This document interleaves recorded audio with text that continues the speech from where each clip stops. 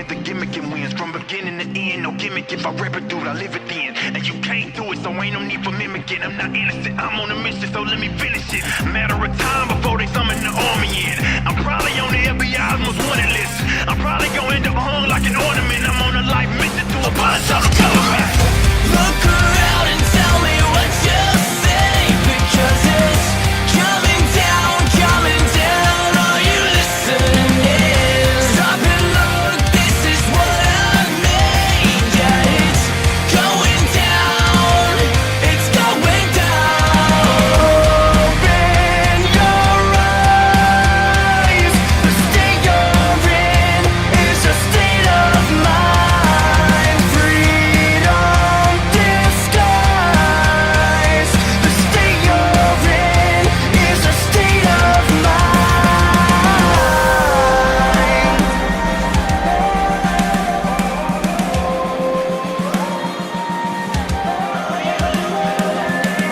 What's up, what's up? How's it going, guys? Welcome back to the Liberty Hour. Hit the 13. This won't be an unlucky show, though. This will be a good one. Hope you guys enjoyed last week's show. Wanted to thank Dylan Munch and Zach Lowe for being on last week. Had a nice conversation with them. Mainly did an all-sports show last week with them. This will be mostly sports. We'll get into a couple political issues as well. Sorry if my voice sounds a little bit low. I am coming off a little bit of a cold. Had like about a 3-day cold this week. Thank God for my immune system, though, man. I got a pretty good immune system. Only get sick probably like once a year, so thank God for that. I'll go ahead and start this the same way I do every show and give you guys some sports scores throughout the week. We'll obviously be getting into basketball here pretty shortly. Game 1 of the Stanley Cup Finals, the Vegas Knights defeated the Capitals 6-4. And then Game 2, which was Wednesday, the Capitals defeated the Knights 3-2. Tomorrow will be Game 3 of that series at 5 o'clock. We'll be in Washington. Getting on to some NBA scores. So the Warriors defeated the Rockets to make it on to the finals, 101-92. So we've got Warriors-Cavs 4 in a row. And Game 1 was last night. Crazy overtime victory for the Warriors, 124-114. And then I'll give you guys some baseball scores for the day. Indians are up 7-4. Yankees won earlier 4-1 over the Orioles. Tigers defeated the Blue Jays 5-2. Cubs defeated the Mets 7-4. Braves defeated the Nationals 4-0. White Sox are beating the Brewers right now 6-3 in the bottom of the 7th. Astros over the Red Sox 4-3 in the top of the 8th. I need the Red Sox to win that series. Pirates are beating the Cardinals 4-0 top of the 8th. My A's are up 9-0 over the Royals. Gotta love that, top of the 9th. Rockies over the Dodgers 6-5 bottom of the 5th. Arizona Diamondbacks up 4-0 over the Marlins bottom 3rd. 2-0 Angels top of the 2nd. Pretty much no score in everything else. And with all of that being said, I want to go ahead and introduce my guest for the week. Once again, for the second time, he was on a couple months ago, and thought I'd have him back. Had a great conversation with him last time. Royce, how you doing? I'm good. How about yourself? Hey, doing pretty good, man. Doing good. How'd college finish up for you this semester over in up in Humboldt? It was a smashing success. I did great in all my classes. How about yourself? It was good. Yeah, I clutched an A out in one of my classes, finished with 4 A's and 1 B, so that was good.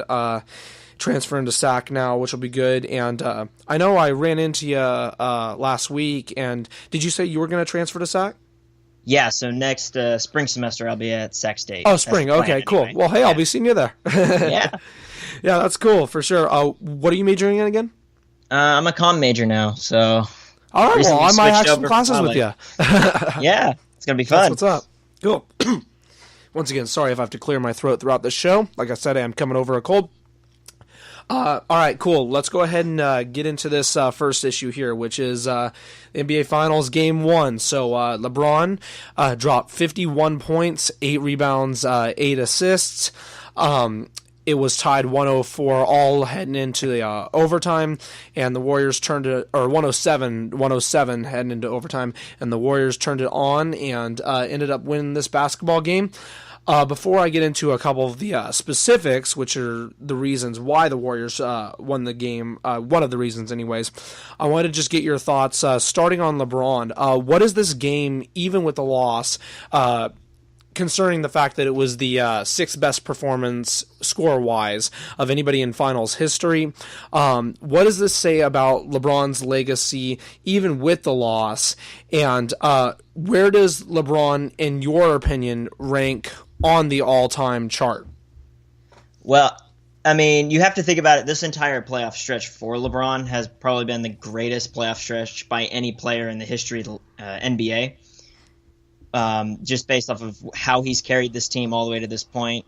But as far as last night scoring 51, he's the only player to have lost by scoring 50, and that's not a huge thing, being the only player to lose scoring 50. But especially playing against the Warriors, who are one of the best teams ever assembled in the history of the league. But in my opinion, I'd rank him 3 or 4 all time. Michael Jordan would still be my 1, and then I would put Kobe at 2, based off of just the era that he's been playing in. It just depends on your generation and what you saw. People from the 90s or before our generation would say Michael Jordan, but then for us it'd be Kobe or LeBron, based off of when you've started watching it.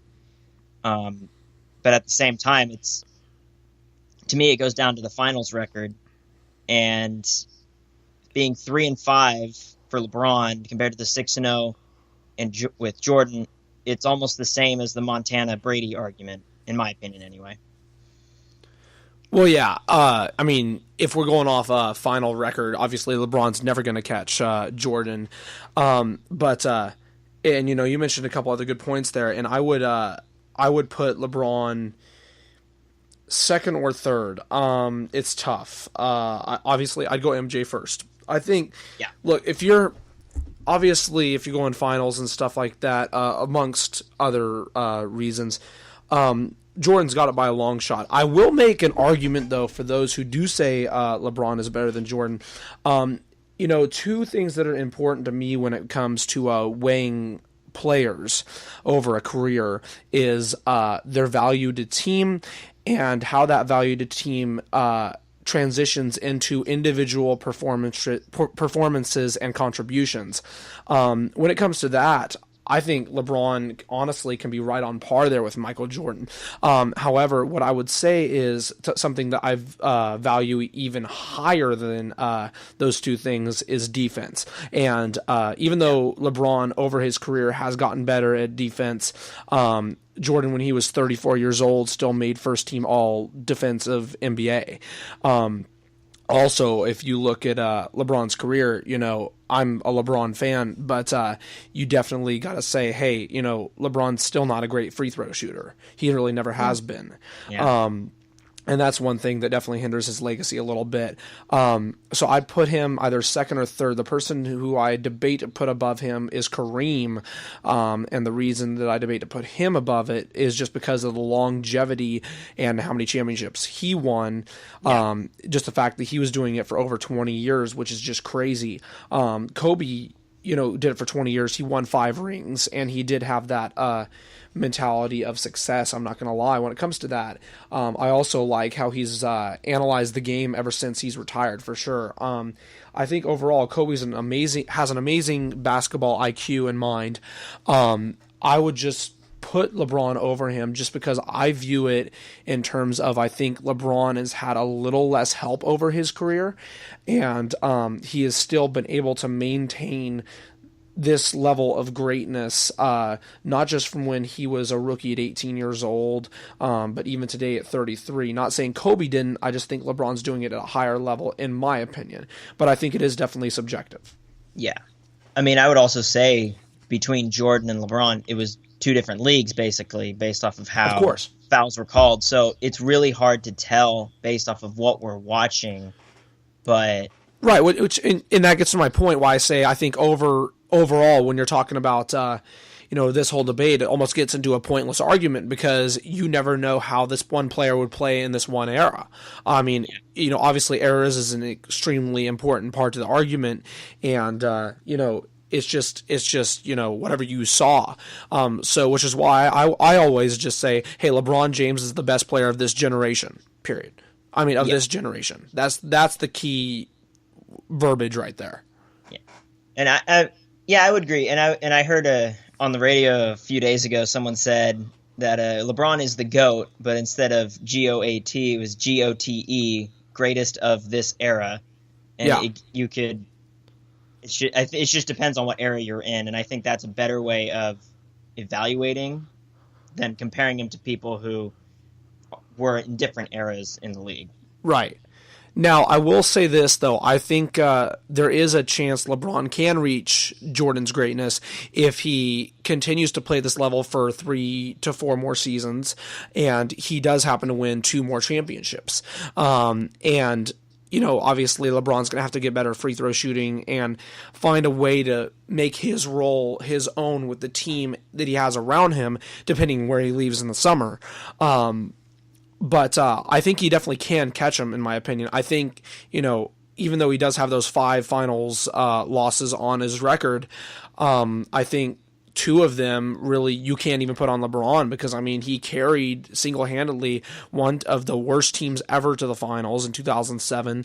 And then he had virtually nobody to help him in 2015 when Kyrie and Kevin Love were injured, and he still took the Warriors 6 games. However, you can also make the argument on the other side that LeBron shouldn't have won 2 championships because one, Ray Allen bailed his ass out, and then in the other one, Kyrie Irving hit the clutch 3. Obviously, LeBron had that big block, but still, his performance throughout that entire series was phenomenal. And the other thing I would point out is he did it going to different teams. Like, he built up the Heat in 2011 when they lost to the Mavericks, which is another stain on his career. And then he's bringing this team he brought this team to the finals, and we'll get to their chances in a little bit. But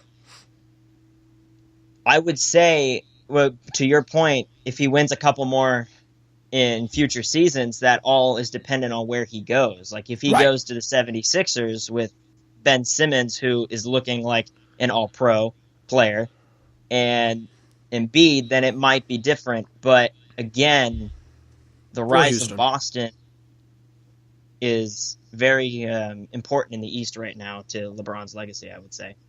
No, 100%, for sure. Just to touch on this real quick, because we had this discussion last week on the show. Right now, the best odds, you just mentioned the 76ers. The 76ers, I don't know how Vegas comes up with this crap, but they said the 76ers are the best odds to land LeBron in the summertime. And I just wanted to get your thoughts on where you think LeBron will go and then where you think he should go and why. Well, I think it will be an Eastern team. I don't think he's going to go to the West. I know a lot of people are saying that the Rockets, and I was even joking around when in the Western Conference Finals, I'm like, the loser of this gets LeBron, right? So it's like, if the Warriors got him, everyone would be crying. But that'd be the weakest move ever. Oh, I know. And then KD's like, hey, I'm not that weak. But I would say he goes to the East. The Sixers would be an intriguing choice, but I think it would be another cop-out almost. You're going to an established team. But it would be interesting to see him go to a team that has struggled mightily against him, and that would be the Raptors. Interesting. Again, I don't think he's going to Boston because of Kyrie. So if he wants to keep his legacy pure as of right now, he can't go to, in my opinion, he can't go to the Rockets and he can't go to Boston. So that leaves for competing teams the Raptors, the Sixers, and you could say maybe the Knicks. See, that's another team. I would say the Knicks is the big team he'd go for, but that team needs some help, which LeBron could definitely give them, but they need a little more. Those are my top 3. Yeah. My viewpoint on this has actually changed within the last week. Honestly, Vegas's odds actually have the Heat as one of the teams, top 6 teams that he could possibly land at, and I don't see that happening. I will get to my thought on where I think he will go now, and we'll be right back here with part 2 for you guys.